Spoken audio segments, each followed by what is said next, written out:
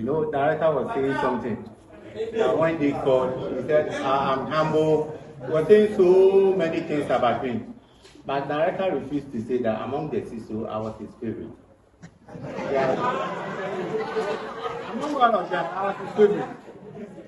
I guess at times, even when there is a problem at the office, some of the management will come in the house, please, come and speak to the director. You know what we will listen to you. I mean, we are humble and we are much grateful for his guidance and all this thing. Honestly, we did our work and I mean, diligently.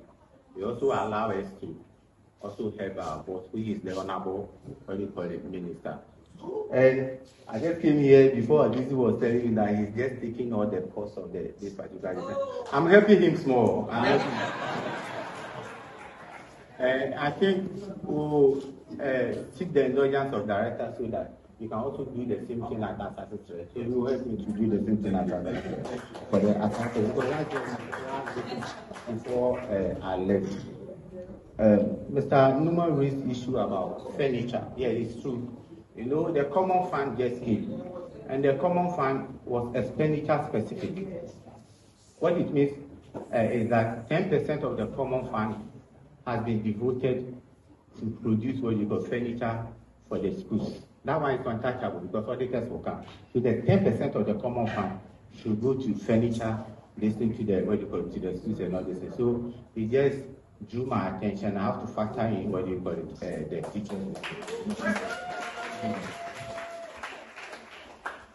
Another one is about the Enzema listing. We have something in the district that is a scholarship from Ghana Gas.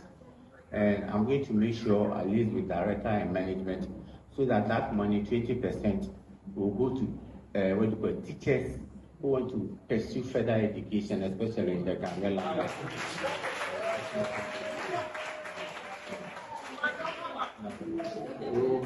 This is what most of the this director has what you call addressed most of the issue that was raised. I just saw the topic. It said that education transformation through passion and innovation.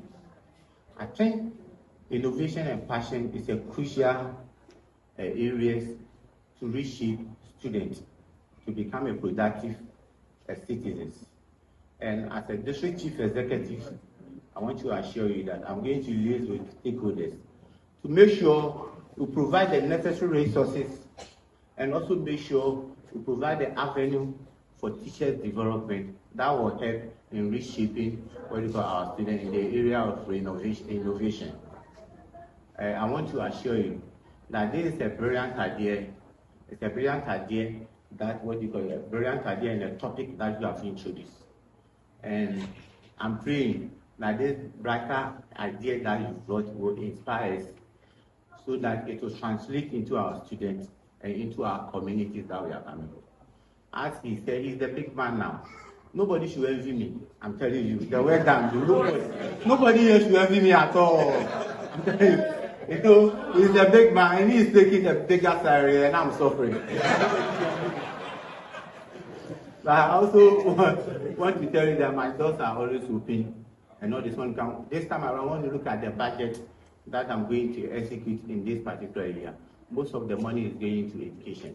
I'm going to build. We decided to build 6 unit classroom block at Programa, 3 GHS at Agyekum of Mandungani, 3 unit KG at Kutukum. I'm building another GHS at Atababo, and I'm also building another GHS at what you call Asmas within this year. So you can see most of my budget are going into education this year, and this year will not be the end. The 3 years ahead of it is similar.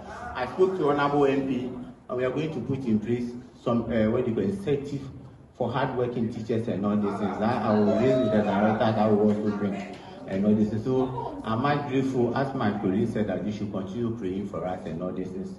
I'm getting in the pressure that is coming to that. The pressure is for you.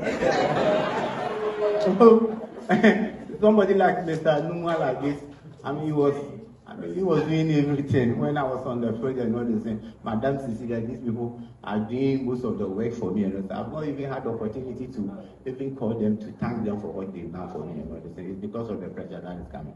But I know what do you call it, at the due time and all this is Jehovah God who is going to bless all of us and all this thing.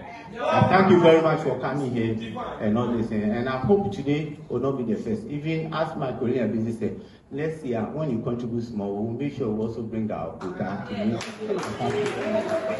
Thank you very much. God bless you.